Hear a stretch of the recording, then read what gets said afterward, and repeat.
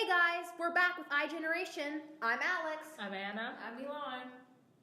And today we'll be discussing the big question, does technology make life more efficient? So, the minute when someone says technology making it more efficient, who gets reminded of the vacuum robot? Like, you know, those little those little circular robots that move and they vacuum everything for you. And I saw a commercial that made me laugh, but also kind of made me cry at the same time. It's the Smart Kitchen. So this guy walks in, and he's like asking for his wife, and the little robot is like, you know, hello, and he goes, I need to make a romantic dinner, and he goes preparing everything, and he's like, he goes to the fridge and says, I need a romantic dinner. And then before he doesn't even open the fridge, he lets the fridge tell him what he has in the fridge. Can't even open the fridge to look and see what's in the fridge. Has to ask the fridge, and the fridge gives him recommendations based off of chef things. He's like, no, and it's like, okay, well, let's do something that you'll like. So then it's like, he picks all the things he wants, and then because, you know, we're so lazy, the oven's like, oh, you're making this, let me preheat the oven for you. And let's turn the stove on to where you need it. And I was like, are you serious? Are we this lazy? And then it cuts to him mixing something, and it gets all on the floor, and he goes, what a mess. And then the little vacuum robot comes over, and he's standing there in the middle of this flour, and it goes, please step aside. And he just moves forward, and he goes, thank you. And the robot just continues moving, and I'm just like, this is the epitome of lazy. This is the epitome of lazy. This is the 21st century. What do you expect? I mean, then again, on the other side, you know, it can also be debated like, oh, hey, this person doesn't know what he's doing, so he needs help. Yeah. My favorite part is that he ends up like, he's doing it for his wife's anniversary, and he didn't even bother asking the robot when the anniversary was, because apparently it was like a week later. But yeah, it's just that it can be efficient in certain ways, even though it can make you lazy. It depends on the lifestyle that you have. If you're like in a rush and you don't have the time to like manually cook, then I can see the necessities of it being used into that advantage. Like, oh, you need a oven preheat to this temperature in degrees, or sometimes like you need a vacuum cleaner because like you don't have time to do this because you're doing so much stuff all at once. It's very troubling. Now, like, if you are in a restaurant, having one of those vacuum robots would be pretty cool. Yeah. Or if you're like in a kitchen that's like a professional kitchen, or in like my mom's case, when she's cooking holiday food, I would understand where like having the oven be able to preheat to different temperatures would be useful. And I can also understand, like, you know, oh, if the fridge knows what's in the fridge, and like eventually it will have a smart pantry where we know what's in the pantry too. It makes making grocery lists that much easier, because that way you won't buy another box of chicken broth when there's already 3 boxes of chicken broth in the pantry. And that also reminds me, so moving on to like, you know, restaurants and all, you know, you have the apps and stuff. It's like, oh, hey, I want this, I want that. And then you can like, you know, have an Uber pick it up for you or whatever. Or I think it's like Uber Eats or something now. Speaking of Uber, has anyone seen that meme? I think you were the one that posted it. It's like 1998, don't get in cars with strangers. 2008, don't meet people from the internet. 2018,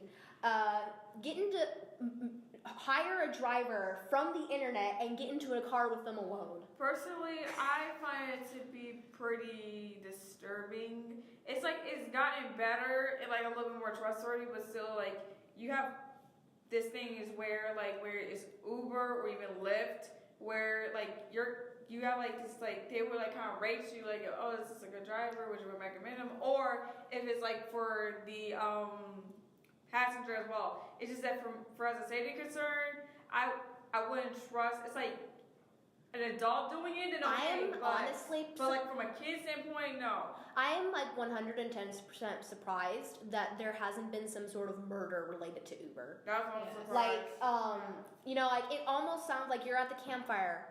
Once upon a time, there was a girl who ordered an Uber driver. And it's this horror story. Like, nothing of that has happened yet. Yeah, Which on one case, really elevates my hope for humanity. Like, we It got really so does. trustworthy. We're actually able to trust random strangers to drive us places. That's But great. think about taxis, it's like that. It's kind of like, this is like a advanced version of taxis. Yeah. Now, speaking of which,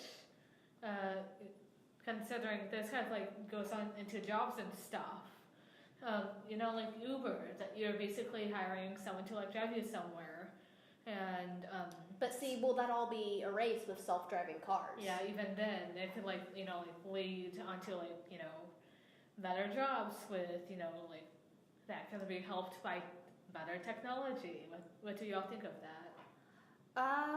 I don't mind, like, it kind of, I feel like I don't like, technology is advancing every day. Every month, every year, every decade, it's always advancing. I just think it's a little scary sometimes. It takes over our jobs to the point we all get unemployed to a certain degree. But I also think But that, it's also a great thing at the same time. yeah, but technology doesn't just have to destroy jobs. It can also create jobs. Like I was in Disneyland a few years ago in the Tomorrowland, or no, it was in Epcot, and it was the Future of Tomorrow ride where you like go through the history of like technology, and you end up in this technology exhibition room.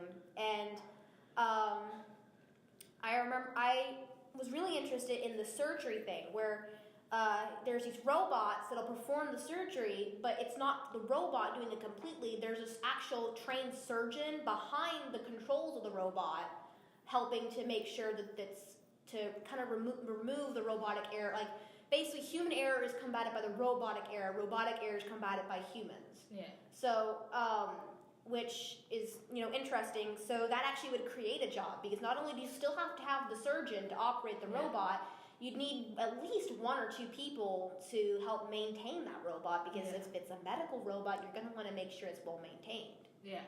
So I mean, that's like an example that would create jobs. Yeah. Yeah, but like, you know, going back to the Uber thing and, you know, the self-driving car, that could also like destroy jobs as well. It's like, oh hey, you're hired by like a person from, like you're hired from like Uber or something and you need to go somewhere. Oh hey, let's just have the self-driving car do it. Well, But it's also Uber already dangerous. has some self-driving, like in New York and Los Angeles, I mean, there's like- already self-driving But cars. it's a little bit dangerous. No, like if, you know, like, you know, instead of like, you know, people manually driving the car, like self-driving cars, like will replace the manual cars. I think self-driving cars can be useful in a sense, like for instance, like elderly people, some of them start getting dementia or having Alzheimer's, so having a self-driving car for them. Yeah, and especially if they have no family to support them. Yeah, and like, cause like think about it, cause like there's people who have accidents because of like these reasons, because they don't know what they're doing behind their wheels, so, or someone physically disabled. Or here's another, I just thought of this.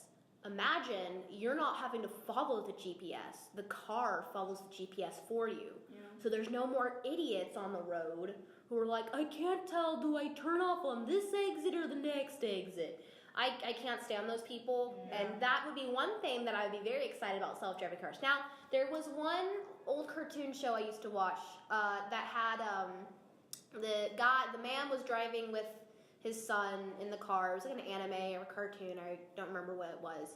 And the car was driving it, itself, and then what I loved is when the man spoke the magic words, "Car, I'll take over from here." Now that is what we need. We need cars that have an autopilot mode, not self-driving cars.